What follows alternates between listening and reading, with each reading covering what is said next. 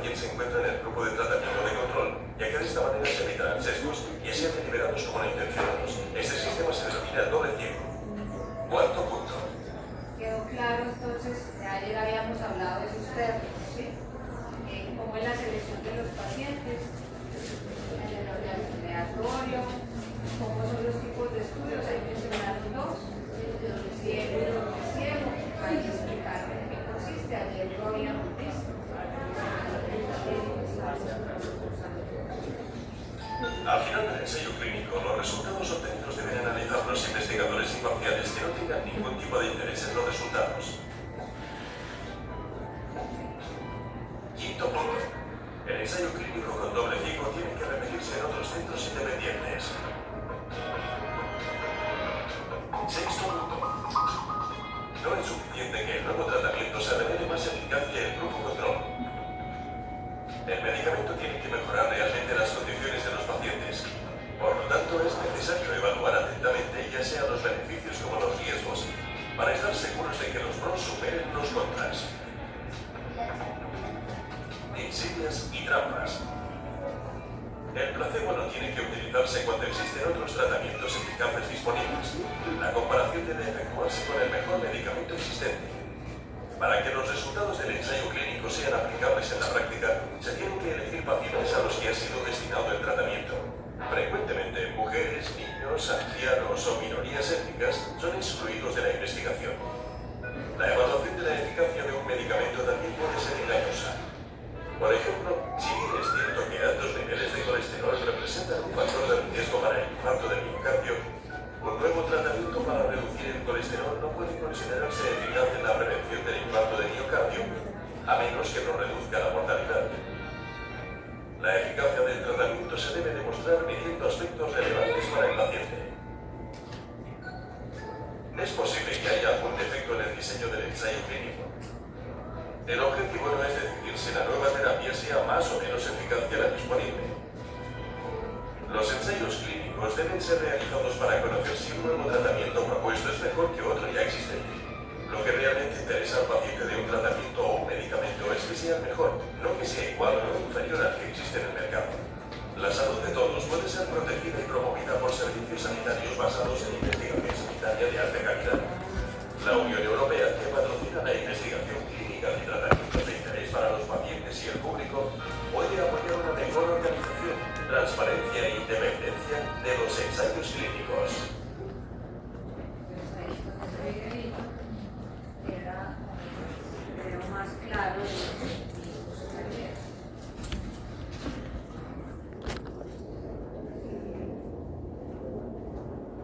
bueno, ayer digo lo que era, veamos, esta parte.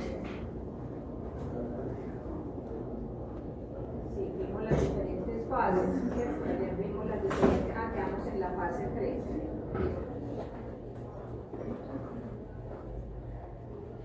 Quedamos en que entonces en un estudio,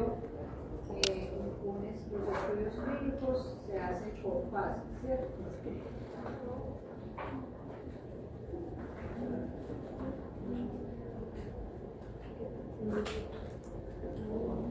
Entonces, que se estudian por fases. Y acá está como algo más, pues como los objetivos y que se hace en cada una de las fases, ¿cierto? Entonces, habíamos visto que la fase 3 era la de que evaluaba justamente allí los efectos y la seguridad. Se seguía evaluando la eficacia y la seguridad. Y acá, si pasaba esa fase, entonces ya se solicita que se pueda comercializar ese medicamento o usarlo para eso que se dice que va para esa enfermedad.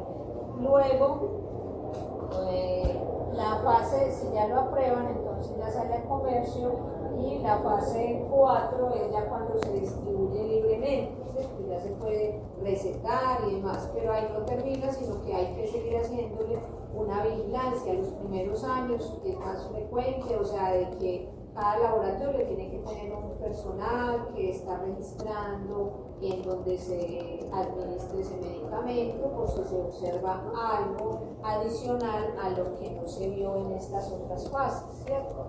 Y generalmente es eso, mirar a largo plazo el uso de ese medicamento si sigue siendo eficaz y seguro, ¿cierto?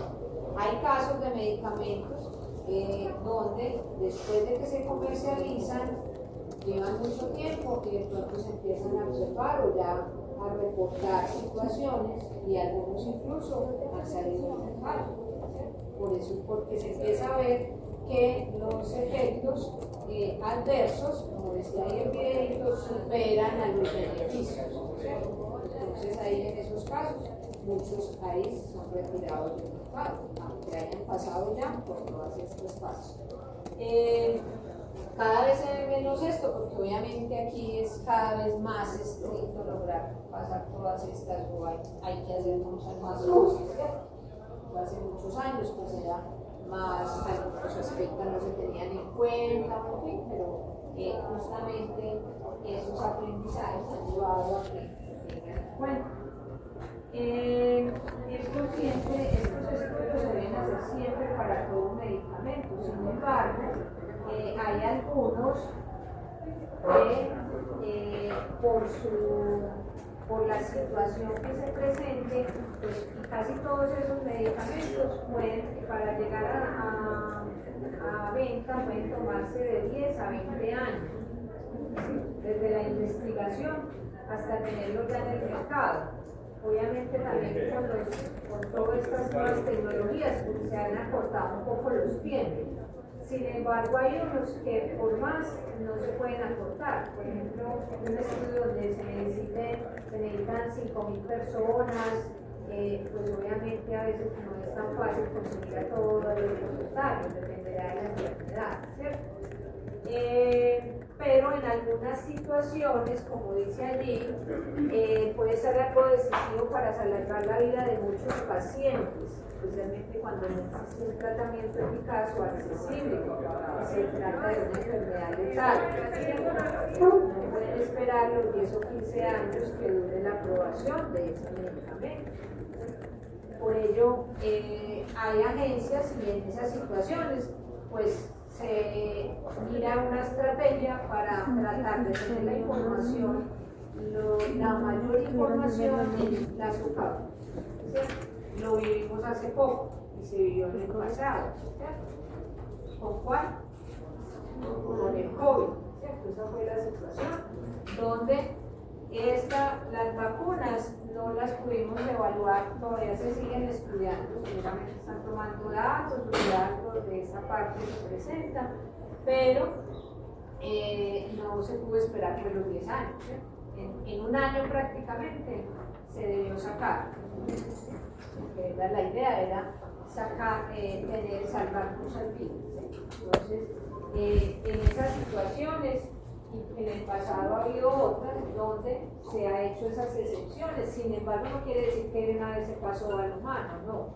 ¿Qué ventaja se tuvo en ese momento? Que todo el mundo estaba colaborando, además de que había muchos recursos y pues obviamente muchas instituciones, personal médico y de diferentes áreas, entonces se pudo obtener mucha información en un poco tiempo, ¿cierto? Entonces, eso también tiene sus ventajas, sin embargo, todavía pues, se sigue en observación. ¿Qué pasa con esas enfermedades que, pues, mire que para la mayoría, en ciertas fases, necesitamos un gran número de pacientes, ¿sí? Pero hay algunas enfermedades que pues, solo las padece una parte de la población, muy poquitas personas, ¿sí? Entonces, esas enfermedades imagínense para recoger los 1.000 pacientes, es que ni para recoger a veces los iniciales, los 100, a veces para algunas enfermedades es fácil, ¿cierto? Entonces,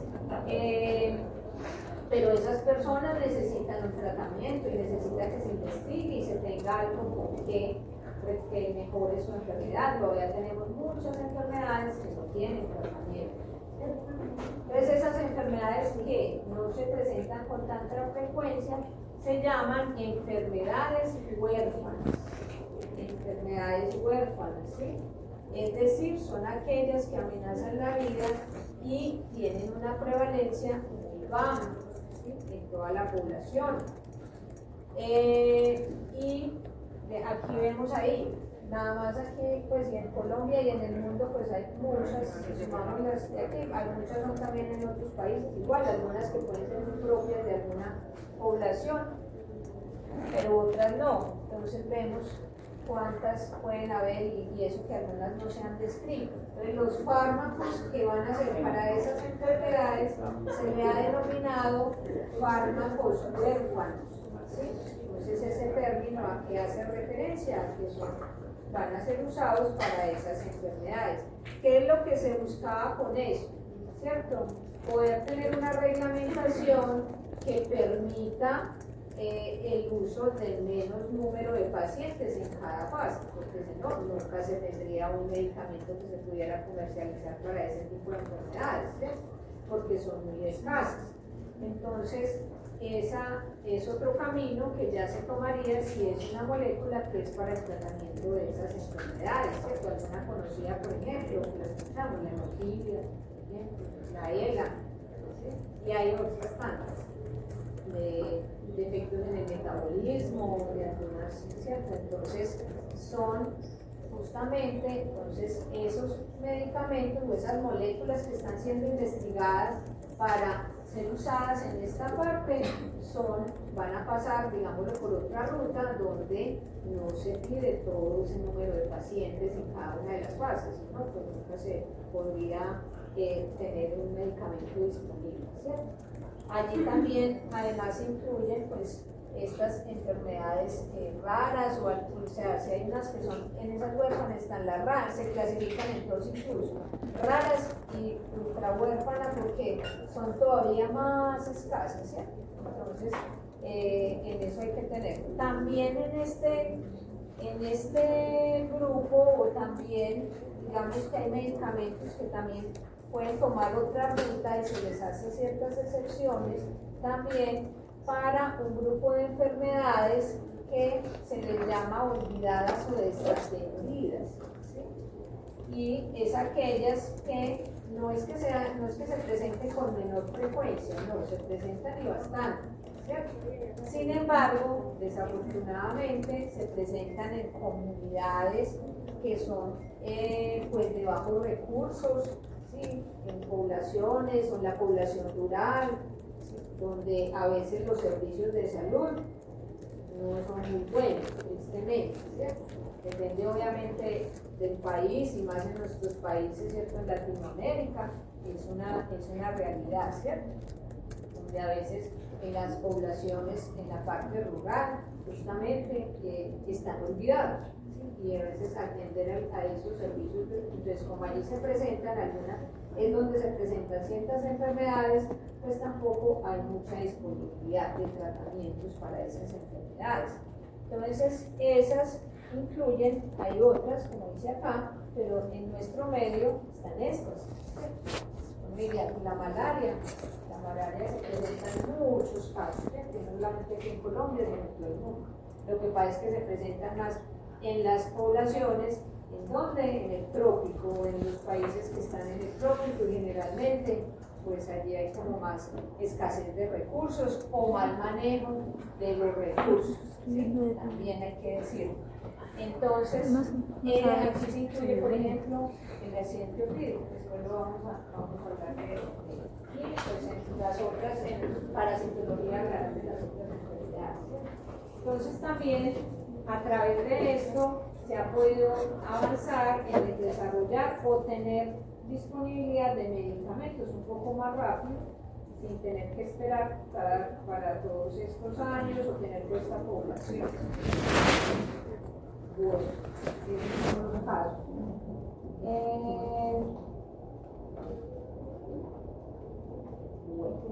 Listo, yo creo que con esta terminamos esta partecita de los estudios clínicos, ¿sí? Vamos a hacer la actividad y me queda faltando lo de las interferencias de los medicamentos. Vamos a hacer la actividad que tiene que ver con la parte de lo de los estudios preclínicos y clínicos, entonces lo vamos a hacer una media horita y enseguida entonces ya vemos la otra parte.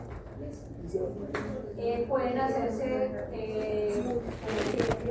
acá de a 3, máximo 2 o 3.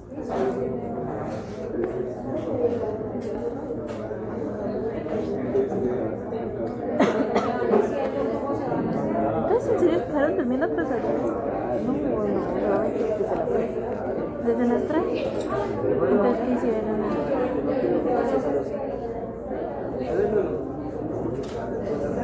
Y almorzamos. Quería jugar.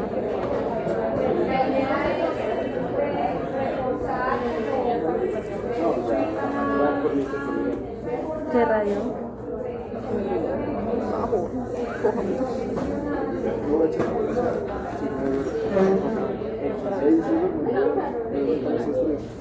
Te juro, yo no sé en qué momento yo me acosté como para descansar los ojos.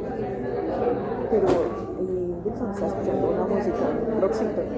Cuando vuelvo a abrir los ojos, está escuchando esa música. Está cansada.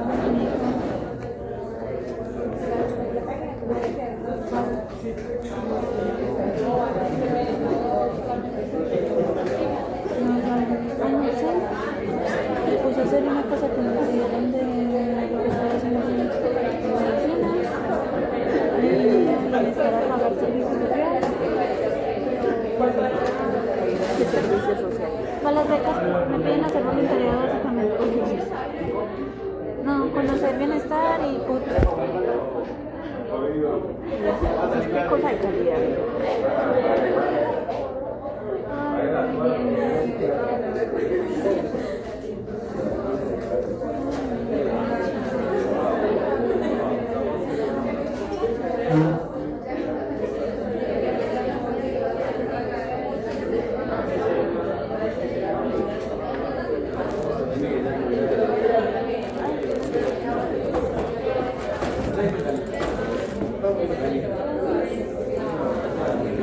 Listo.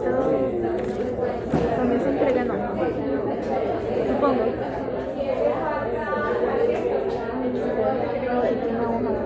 Sí, más fácil. Porque el de él está cuaderno de árbol, yo escribí cosillas. Revisa que no tenga nada atrás. Ah, bueno. Ella con la hoja media afuera.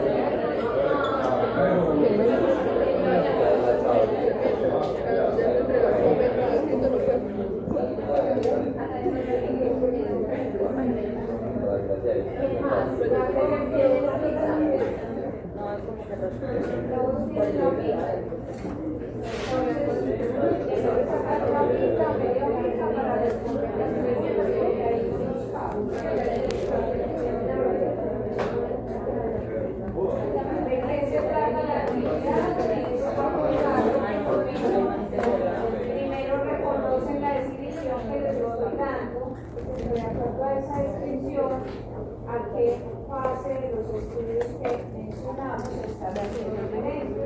Eso sería lo primero. Segundo, en un cuadrito ustedes van, si ya reconocieron cuál era, en el cuadrito van a en el segundo, ya identificaron la primera fase, pues ya sabrán que hay una fase y la fase. Y en ese deben incluir lo que dice ahí que se debe incluir. Le mandé esa foto. De los aspectos que ahí hay de todo, micros, macros, ovales, quistes. Y el tercero es en relación a los pueden tomar las notas y el documento que nos bien. Su padrino decepcionado. No, sí. Las diferentes fases de los allí hablamos de endémica, no es endémico, o sea, endémico no es necesariamente medicamento, sí, es accidental o hubo, yo no me colocaba la justificación por negligencia, ¿cierto? Pero en esos casos, aunque así haya sido, pues o que no, porque no revisó bien, ¿Sabes qué me recuerda esto, Majo? ¿Qué? Que partió ese hecho accidental a partir de alguien del área de la salud, Sí. y en este caso de administrar o un medicamento, en ese caso se llama como. Ya resolvió el término. ¿Cómo? Entonces, esos dos, porque la mayoría se equivocaron, la mayoría No las especifican, entonces no les gusta. algunos fueron en esas No todo para solicitudes nada. quería Estoy aclarar especificando que estos son los tipos funcionales, pero no es. vuelvan a cometer el error allá No, esta sí tiene papá. La que no tiene papas es la de problemas de inmunización. concepto, ya después también, obviamente, la evaluación. Bueno, entonces vamos a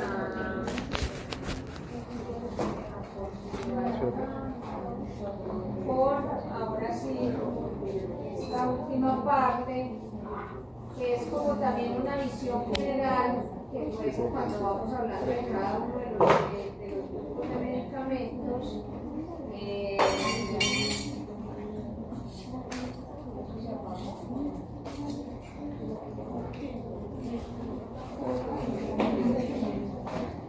Están demorando.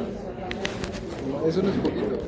No, pero solamente son los cositos. Los... Sí, pero hay que y es tener. un tema, este tema es también ¿Me prestas el rojo? para los microbiólogos, obviamente, tenerlo presente, ya los que están en química clínica, justamente, tienen que revisar, y yo ya se los he mencionado allí, en sus pacientes qué medicamentos consumen, ¿cierto? Porque hay esa probabilidad de que causen cambios en esos analitos que estoy determinando. Entonces, la idea es como ver un panorama general de cómo son esas posibles interferencias, y ya cuando hablemos de cada uno de los grupos, entonces vamos a mencionar este grupo de medicamentos, digamos, y ahí para los que están ahorita en lo del colesterol, ¿cierto? Algunos medicamentos pueden afectar esas pruebas que se están podría haciendo considerar ahorita ya en el laboratorio, o directamente en el paciente, ¿cierto? Entonces pueden afectar esos valores o esos resultados. Esas alteraciones se llaman o interferencias, y cada vez tienen más relevancia. Compañeritas, Puede que hace 15 años esto ni nos lo mencionaba, ¿sí? O no se mencionaba, no más, y hacia atrás menos, porque no se tenía como claridad en eso, pero cada vez los estudios les van demostrando que es importante tenerlo en cuenta en las investigaciones. Entonces, por eso hay que siempre tenerlo presente a la hora de analizar, o cuando voy a realizar un análisis estás comentando. de alguno de esos analitos, en la laboratorio pues, tener presente si ese individuo consume Pero unos los medicamentos. regulares. Como dice ella, esa interferencia es la presencia de un medicamento que puede ser, ya dijimos que el medicamento está formado por un principio activo y un excipiente. Entonces, los dos pueden de alguna manera generar interferencia. Así el excipiente no tenga actividad biológica, podría generar interferencia porque, digamos, tenga alguna coloración, ¿cierto? Y entonces pueda eso afectarme en la lectura de algo que esté ahí, que vaya a leerse en una misma coloración o me genere turbidez, sino que principalmente causa interferencia es el principio activo, pero también tener presente que el excipiente de alguna manera también podría ser, o incluso los metabolitos de ese medicamento, que ya dijimos que muchos medicamentos se metabolizan, ¿cierto? Entonces los metabolitos pueden desaparecer ahí en esas muestras, así ya no esté completo el principio activo o el medicamento. Y convertirse en un factor de variación en esas magnitudes biológicas. Tenemos dos tipos de interferencias, in vivo, que se llaman o biológicas, donde ese medicamento puede hacer que se aumente o se disminuya alguno de esos parámetros bioquímicos, ¿cierto? Directamente en el paciente, por su mismo mecanismo de acción, por ejemplo, que puede haberse reflejado en otro de los analitos que cambie ese valor. Y entonces, asociado al efecto terapéutico o también en efectos adversos, que también hacer que ese efecto adverso que tiene ese medicamento haga que se alteren algunos de los otros analíticos que voy a medir, por ejemplo la glucosa, o que se cambie algún parámetro en la orina, ¿cierto? De alguno de los que vayan a evaluar allí.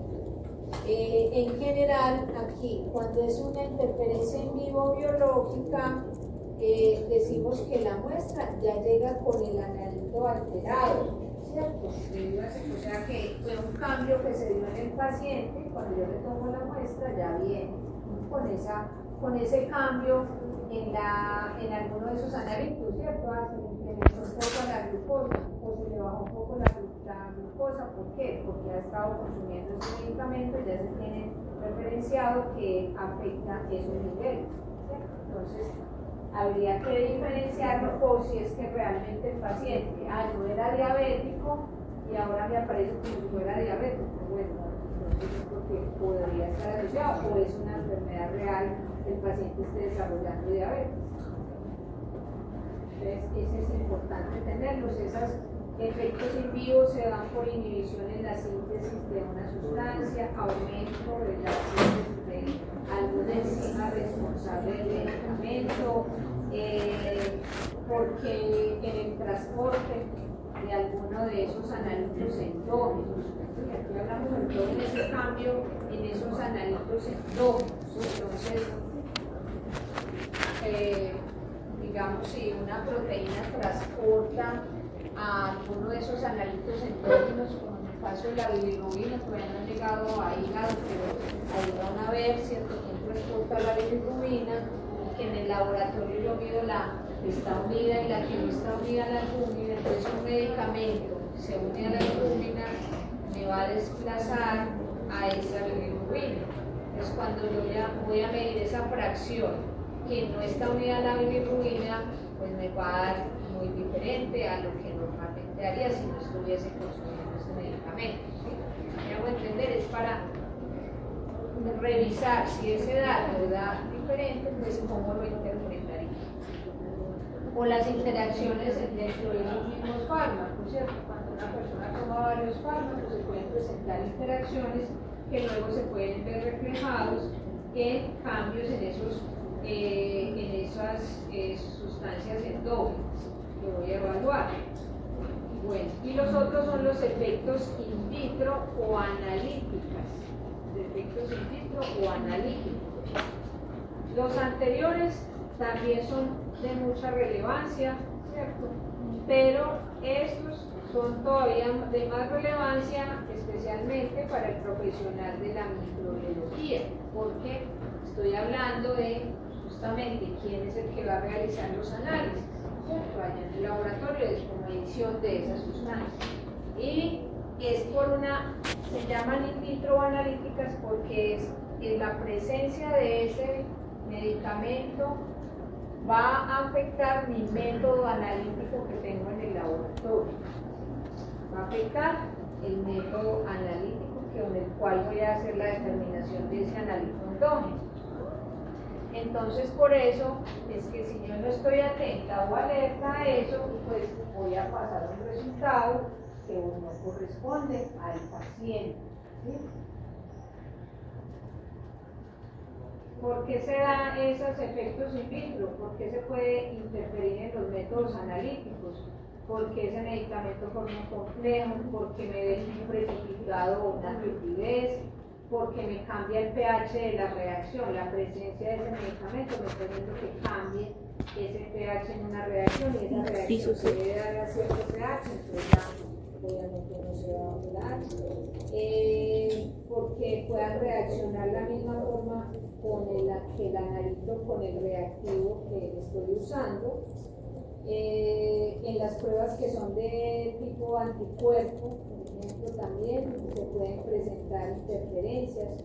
Después, cuando vayamos viendo allá en química clínica, en algunas mencionaremos algo, pero igual ustedes deben revisar en los diferentes métodos analíticos que van a hacer allí cuáles medicamentos pueden tener interferencias. Aquí también se van a mencionar con algunos de ustedes para que lo tengan presente. Cambios Entonces, por efectos de reducción u oxidación, por ejemplo, también. Y acá un ejemplito. Acá un ejemplito, ¿cierto? Que ya es familiar, por ejemplo, para los que están en química clínica, ¿sí? Entonces, es el método para determinar glucosa, método de la glucosa oxidasa, ¿sí? Y entonces allí se da una reacción, un reactivo que trae todos los componentes, ya muchos ya lo revisaron y lo conocen, que es el producto que se da al final, un peróxido de hidrógeno en esa reacción. Yo pongo la muestra de mi paciente con ese reactivo, ¿cierto? Lo mezclo, allí se va a dar una reacción, al final siempre son enzimas, participa una peroxidasa y se da un producto coloreado, ¿cierto? Entonces, ¿qué va a pasar? ¿Sí? Hay algunos medicamentos que ya está demostrado que tienen efecto sobre esta peroxidasa o van a afectar esa peroxidasa. Entonces, no se va a dar la reacción y va a dar unos valores diferentes, ¿cierto? Entonces, que pueden ser, dependiendo del método, puede ser que aumente o disminuya. En este caso, generalmente es disminuir, casi en todos los métodos que tienen como fundamento la producción de peróxido de hidrógeno, como fue la glucosa y los que están viendo en este momento, son los de lípidos, van a tener. Entonces vean que aquí hay medicamentos tan conocidos que pueden afectar esas reacciones. Entonces vean que es muy importante. Allá también se mencionó la vitamina C, también puede afectar. Este es un ejemplo, pero es para que revisen justamente eso.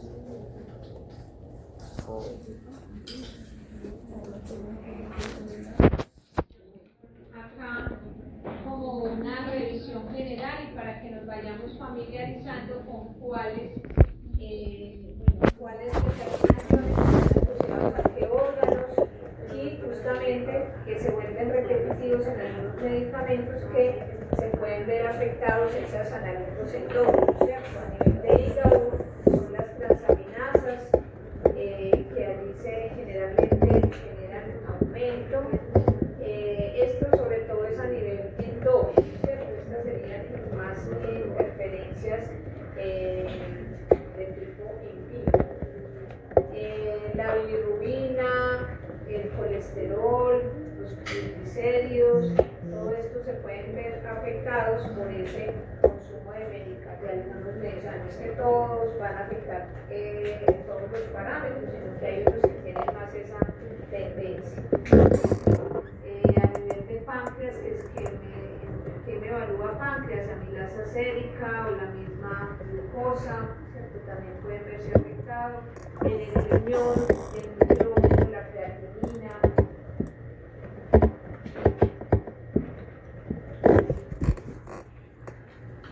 A nivel de tejidos y músculos, la creatina quinasa, la lactobacillus, entonces son ya analitos, ¿sí?, que se miden y que pueden verse alterados. Entonces, para que también nos vamos relacionando cada uno con qué órgano. En química clínica se profundiza un poco más, pero acá como recordarse, porque a veces no todos están en química clínica. Entonces, mencionamos para que también ya se vayan familiarizando que cuando se menciona este medicamento se mezcla la creatina quinasa, entonces con qué sistema o qué tejido está asociado. A nivel hematológico también, ¿cierto? Puede presentar incremento o disminución de las diferentes líneas celulares, tanto los blancos como los rojos, como las plaquetas. Con la mente. También la parte de la coagulación también puede ver alterada por el consumo de algunos medicamentos. Entonces es importante conocerlo porque muchas veces se reporta esto, el médico toma como cierto, desconociendo de que se está afectando esa línea celular por el consumo de ese medicamento y de pronto puede decir, no, ahí le voy a mandar otro medicamento u otra evaluación para corroborar eso, ¿cierto? Entonces ahí se perderían pues o evaluaciones adicionales o el hacer tratamientos que no se requieren, ¿cierto? Que es lo más grave, porque se repone en riesgo la vida de los pacientes. Bueno, vamos a, entre más medicamentos consuma una persona, también más posibilidad hay de que se puedan presentar más interferencias, ¿cierto? Algunos trabajos han demostrado esa parte donde se ven esas interferencias que están influenciadas por los medicamentos. Dentro de los medicamentos que más frecuentemente están implicados en esas interferencias están los antibióticos, antiinflamatorios, antidiuréticos, las mismas vitaminas, ¿cierto? Entonces, vean que a veces no tienen que ser medicamentos muy raros, como muchas veces hasta algunos, en el caso de las vitaminas, que hasta se consiguen de 30 libras. Entonces también es importante que a veces uno le pregunta a la persona, ¿usted toma algún medicamento? No, y entonces uno les empieza a preguntar, ¿usted toma dobles, aspirina? Ah, sí. Porque a veces los medicamentos solo la esencia con que es el que se lo mandó el médico, no el que compra en la tienda, o toma algún tipo de vitamina, también hay que preguntar. Bueno, vamos a dejar ahí y entonces los que no han terminado Yo reviso. ya esperaron,